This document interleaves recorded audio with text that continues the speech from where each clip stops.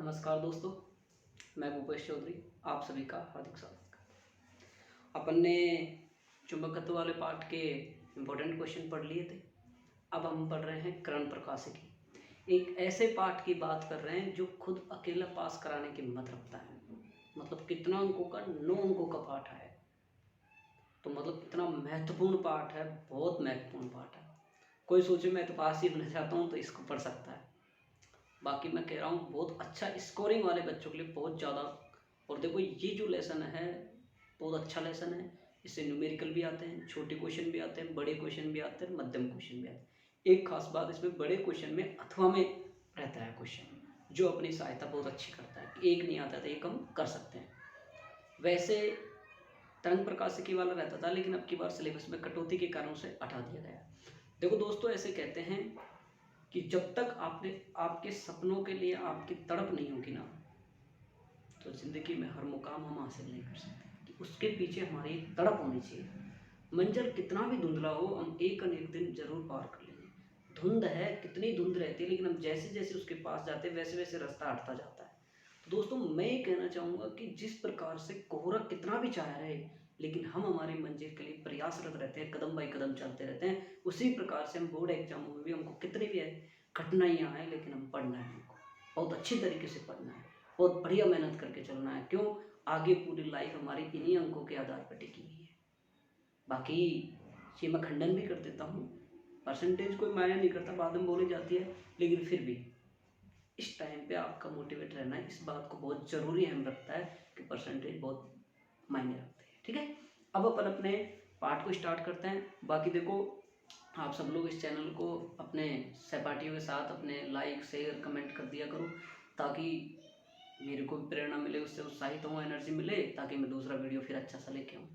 तो आशा करूँगा आप सब लोग इस काम को बहुत अच्छी तरीके से निभाएंगे। तो देखो, अध्याय कर्ण प्रकाशिकी है ना। अंक विभाजन लघुतात्मक प्रश्न आएंगे 3 और आएगा 1.5 नंबर के 3 4.5 अंक के। ठीक है, अंकित प्रश्न आएगा 1। ठीक है, जो 1.5 नंबर का होगा, ये देखो दीर्घ उत्तरीय क्वेश्चन, बड़ा क्वेश्चन आएगा 3 नंबर का, एक क्वेश्चन आएगा, उसके अथवा में आपको क्वेश्चन मिलेगा। ठीक है, कुल 5 प्रश्न आएंगे, 9 नंबर के प्रश्न आएंगे। अब इतना महत्वपूर्ण पार्ट है कि 9 नंबर अकेला कवर कर रहा है। तो मैं अब इम्पोर्टेंट क्वेश्चन डिस्कस करता हूँ। इम्पोर्टेंट क्वेश्चन बहुत बढ़िया तरीके से आपके लिए बनाए हैं। तो ऐसे उम्मीद करूँगा कि आप सब लोग इस जो क्वेश्चन बनाए हैं उनको बहुत अच्छी तरीके से आप इसके स्क्रीनशॉट मान लो, आप बहुत अच्छी तरीके से आप उनका रिवीजन करोगे। और आशा करता हूँ आपकी अच्छी से बहुत बेहतर तरीके से आपकी स्टडी चल रही होगी। देखो, लास्ट ईयर में हमारे स्टूडेंट थे, एक तो स्टूडेंट तो ऐसे थे जो बहुत अच्छे मेहनत करते थे। आज भी वो IIT वगैरह की, नीट वगैरह की तैयारी कर रहे हैं। तो देखो, ऐसी खुशी होती है कि जब कोई स्टूडेंट हमारा पढ़ाया हुआ इतनी अच्छी तैयारी करता है, इतनी ज़बरदस्त मेहनत कर रहे हैं कि मैं आपको हमने बयां भी नहीं कर सकता। तो इसी प्रकार हमको मेहनत करनी है। तो देखिए भाई, पहला क्वेश्चन कह रहा है कि लेंस क्षमता से क्या तात्पर्य है। लेंस क्षमता, तो लेंस क्षमता होती क्या है भाई, कि जब प्रकाश की किरणों को क्या करता है भाई, अपसारित अपसारित करने की क्षमता ही हमारी क्या कहलाती है, लेंस क्षमता कहलाती है। देखो भाई, हमारे पास में क्या है भाई, ये हमारे पास कोई लेंस है, ठीक है ना, ये H हो गई, ये हमारे पास से ये हमारे पास से है। ठीक है, ऐसे ही देखते हो आप, पढ़ रखा होगा आपने। और वैसे मैं ज़्यादा डिटेल में नहीं बताऊंगा। तो P बराबर क्या होता है भाई, 1/f होता है। ठीक है भाई, ये क्या होता है हमारा लेंस क्षमता। दूसरी परिभाषा कि फोकस दूरी का व्युत्क्रमी क्या कहलाता है, लेंस क्षमता। ये बहुत इंपॉर्टेंट है, ये मान लेना, कंपटीशन में भी आता है। मात्रक इसका डायरेक्टर होता है। हमेशा बच्चा गलती कहाँ करता है कि वो हमको फोकस दूरी का मान सेंटीमीटर में देता है, बल्कि हमको किस में कन्वर्ट करना है, मीटर में। ये ध्यान रखना आप बस। कई बार मीटर में दे देता है, कई बार मोस्टली ज्यादातर वो सेंटीमीटर में देता है। बच्चा तुरंत यहाँ रख के भाग दे के तुरंत सोल्व कर देता है। इस बात का बहुत अच्छी तरीके से ख्याल रखना। ठीक है, आपका एक क्वेश्चन हो गया। अब आगे देखिए आप, दूसरा क्वेश्चन है, प्रकाश के प्रकीर्णन से आप समझाते हुए इसका दैनिक जीवन में उपयोग बताइए। कि भाई क्या होता है प्रकाश का प्रकीर्णन, आपको मैंने खूब अच्छी तरीके से पढ़ाया है, फिर भी बता देते हैं। जब प्रकाश की किरण क्या होता है, एक माध्यम में इससे गुजरती है, तो क्या करती है, कणों का क्या करती है, अवशोषण कर लेती है, फिर उसका क्या कर देती है, प्रकीर्णन कर देती है। दैनिक जीवन में उपयोग, हम आंखों से हम प्रकाश को देखते हैं भाई। प्रकाश के द्वारा हम जो भी दो उपयोग है इसके, एक जो यूजफुल क्वेश्चन था हमारा, इसका दैनिक जीवन में क्या बताइए आप, इसका उपयोग भी बताइए।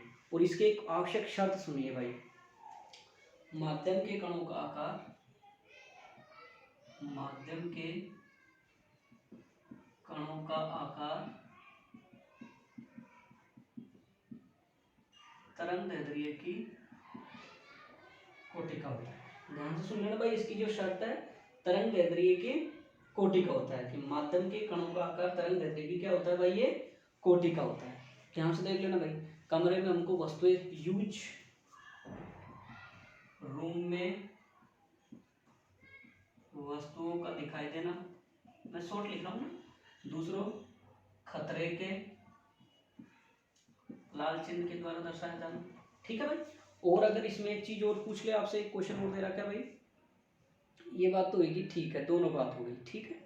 अब आगे देखिए,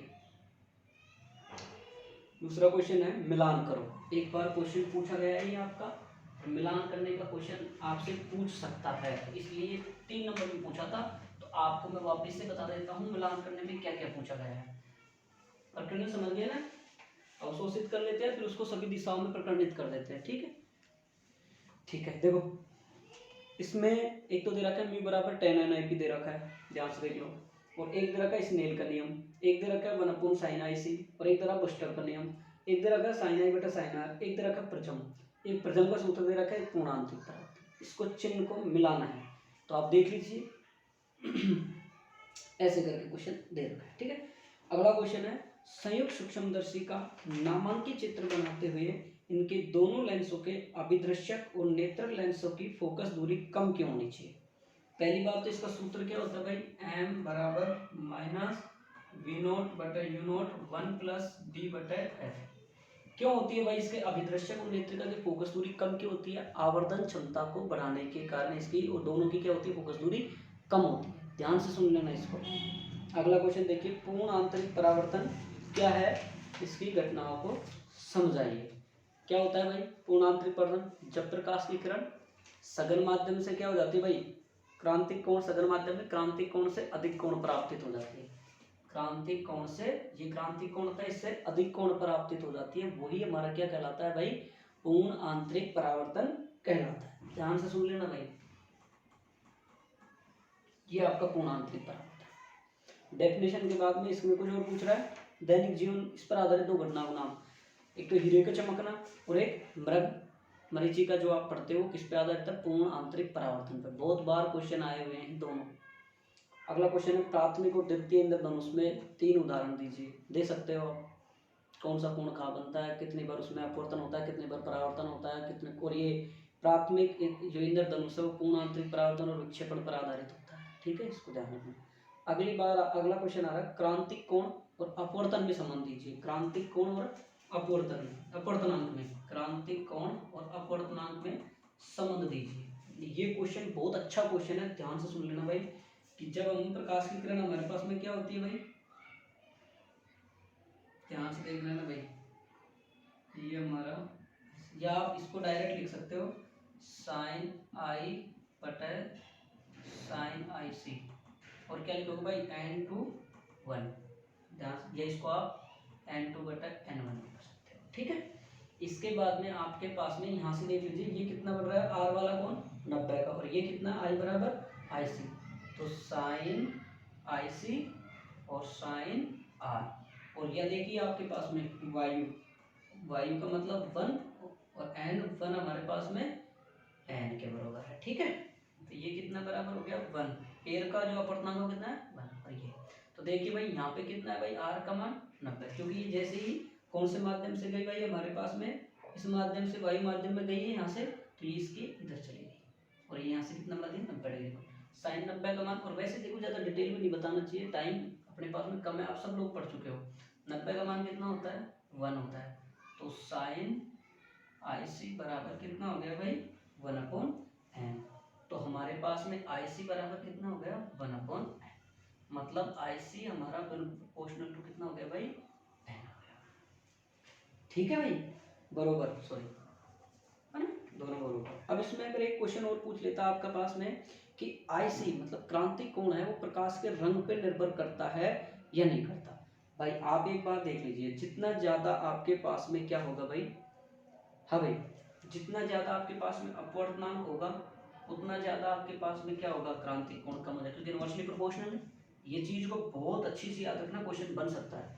आगे क्वेश्चन अगर पूछे अगर आपसे कि आपके पास में, हाँ विचलन भी ठीक है, और एक बात और देख लेना भाई, जितना ज्यादा आपके पास अपवर्तनांक होगा उतना ज्यादा ही विचलन होगा।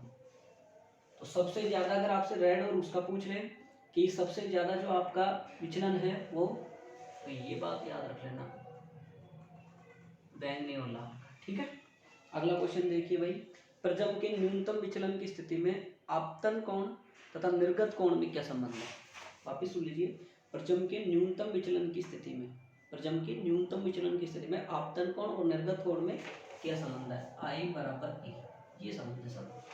अगला क्वेश्चन देखिए भाई, किस रंग के लिए प्रजम का अपवर्तनांक अधिकतम व न्यूनतम होता है, किस रंग के लिए, ध्यान से सुन लेना भाई, ये क्वेश्चन पूछे जा सकते हैं। मैं फिर कह रहा हूँ आपके लिए, और भी सरों ने मेहनत की है इनको बनाने के लिए और मैंने भी की है, तो कुछ तो खास है, जब तो ये बहुत अच्छी तरीके से आपके लिए बनाए गए हैं। तो आप सब लोग इनको बहुत अच्छी तरीके से आप रिवाइज करेंगे, वीडियो को शेयर करेंगे, लाइक करेंगे, ठीक है। अपने सहपाठियों को बताएंगे किस रंग के लिए प्रजम का अपवर्तनांक अधिकतम और न्यूनतम होता है। तो हमारे पास में डेल बराबर क्या होता है भाई, n-1 ए। तो हमारा होता है बैंगनी के लिए तो सबसे ज्यादा, और रेड के लिए ये हमारा कौन सा है, वायलेट, बैंगनी, और ये हमारा लाल। अरे हमारा समझ में आ रहा है नहीं आ रहा है, ये तो बता दो यार, कमेंट करके बता दिया करो। हाँ सर आ रहा है, क्लियर हो रहा है नहीं हो रहा है, कोई चार चीज में डाउट हो जाए आपको बीच में तो कमेंट कर सकते हो, आप पूछ सकते हो। एक हो रहा है, निम्न को समझाओ, सूर्य उदय तथा अस्त के समय लाल दिखाई देना प्रकीर्णन के कारण।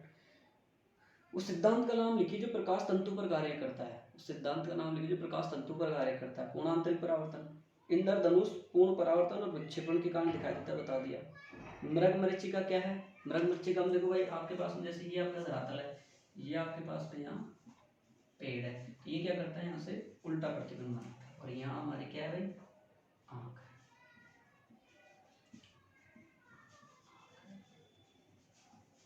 आँख है।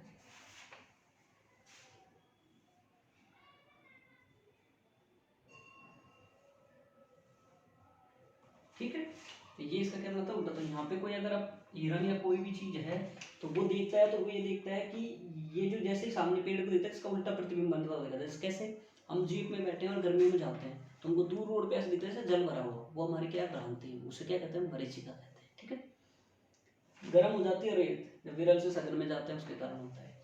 ठीक, तो देखिए भाई, गोलीय दर्पण के लिए एफ और आर में संबंध दीजिए, गोलीय दर्पण के लिए एफ और आर में संबंध, इसे मैं करा देता हूँ, ये इंपॉर्टेंट है, बहुत ज्यादा इंपॉर्टेंट है, ध्यान रखना।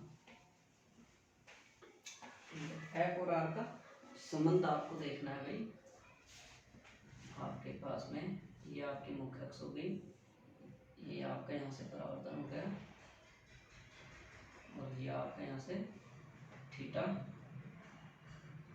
क्या क्वेश्चन था, हाँ यही था, ये यहाँ से थीटा और ये यहाँ से थीटा, तो ये यहाँ से नाम दे दीजिए इसका एम पी और सी, और ये हमारा कितना हो गया भाई, ये हमारा फोकस हो गया। ठीक है, अब क्या क्या करना है हमको, एफ और आर में हमको क्या रिलेशन है, रिलेशन निकालना है। तो त्रिभुज बनाओ, इसमें एक पहली बात ट्रायंगल है सी एम पी, त्रिभुज C M P, C M P में निकालो आप टेन थीटा, टेन थीटा बराबर क्या होता है भाई, लाल साइन कोस टेन, लाल बटा लंब बटा आधा। तो लंब हमारे पास में कितना है भाई, देखिए यहाँ से, हाँ भाई लंब देख लीजिए भाई, एम पी और सी पी, समीकरण नंबर 1। और आप इसको यूं कर सकते हो, टेन थीटा अगर अल्प कोण है तो थीटा इज इक्वल टू कितना आ रहा है, एम पी बटे सी पी, समीकरण नंबर 1। वापिस आप इसको त्रिभुज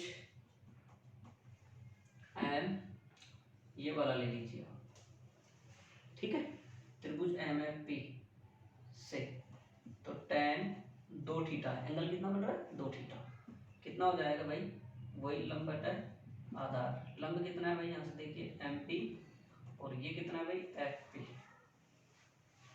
समीकरण नंबर 2, ध्यान से देख लो भाई। तो टेन थीटा हमारा लगभग किसके बराबर है, 2 थीटा के बराबर। तो 2 थीटा बराबर MP बटे FP। एक मिनट, वीडियो रुक तो नहीं गया, ठीक चल रहा है ना, दिख रहा है ना आप सबको सही, कोई दिक्कत थोड़ी है।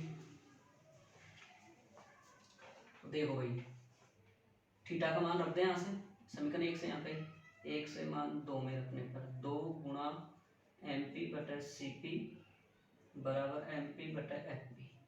अब देखो भाई, चिन्ह परिपाटी से, चिन्ह परिपाटी 2 गुणा M और P, M और आपके पास में क्या आ रहा है भाई, देखो ध्यान से, MP। तो M और P का मान कितना पहले देख लो, आप निकाल लो यहाँ से। F और P बराबर तो कितनी है, -F। और आपके पास में C और P कितना है भाई, आपके पास में -R। अवतल दर्पण के ले रहे हैं हम यहाँ से।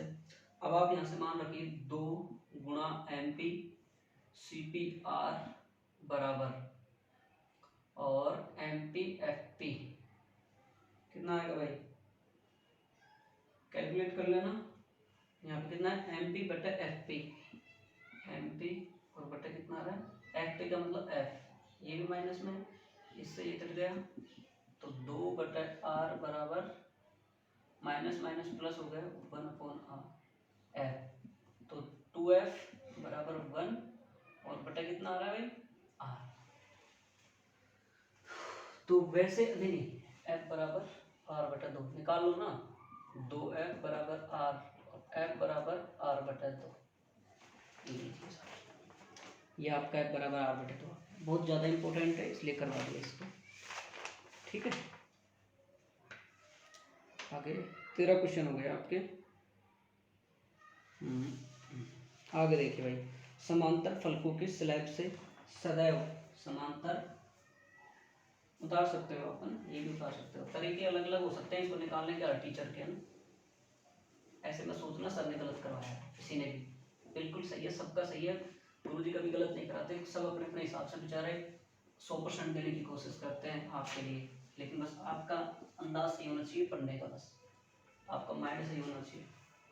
तो देखिए भाई, समांतर फलकों के सदैव, फलकों से स्लैब से सदैव अपवर्तित किसी प्रकाश की किरण का पार्श्विक विस्थापन चित्र सहित वर्णन कीजिए।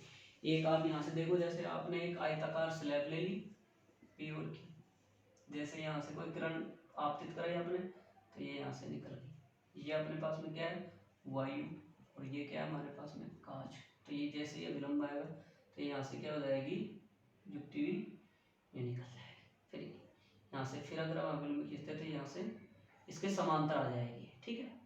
यहाँ कितना हो जाएगा, R बराबर I, इस प्रकार से करना है, ठीक है।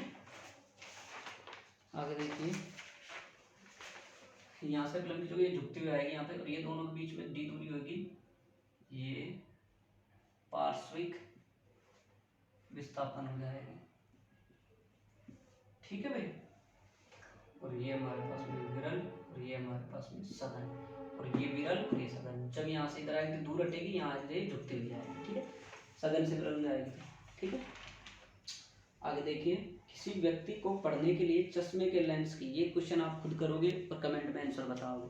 किसी व्यक्ति के पढ़ने के लिए चश्मे के लेंस की फोकस दूरी कितनी होगी, जिसके लिए स्पष्ट दृष्टि की न्यूनतम दूरी d का मान 50 सेंटीमीटर है। आंसर लिख देता हूँ मैं, आप खुद कर लेना। आंसर आएगा 50 सेंटीमीटर और उत्तर लेंस।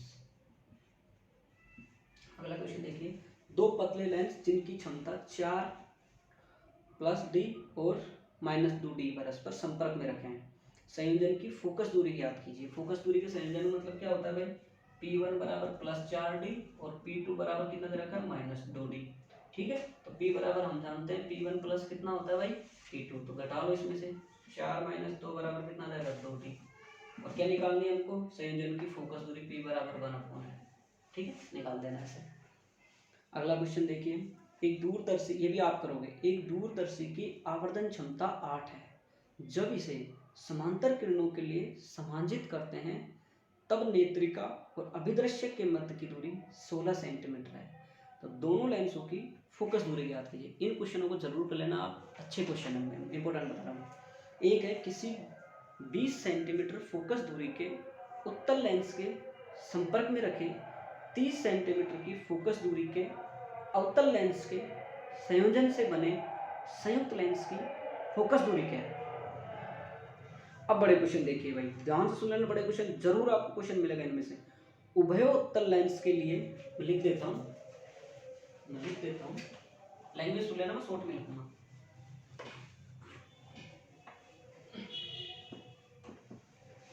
देखिए भाई,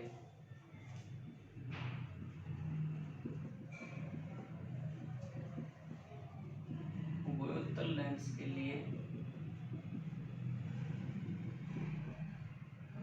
लेंस मेकर सूत्र व्युत्पन्न करो। दूसरा, संयुक्त या फिर सरल सूक्ष्मदर्शी। तीसरा क्वेश्चन है प्रजम का व्यंजक।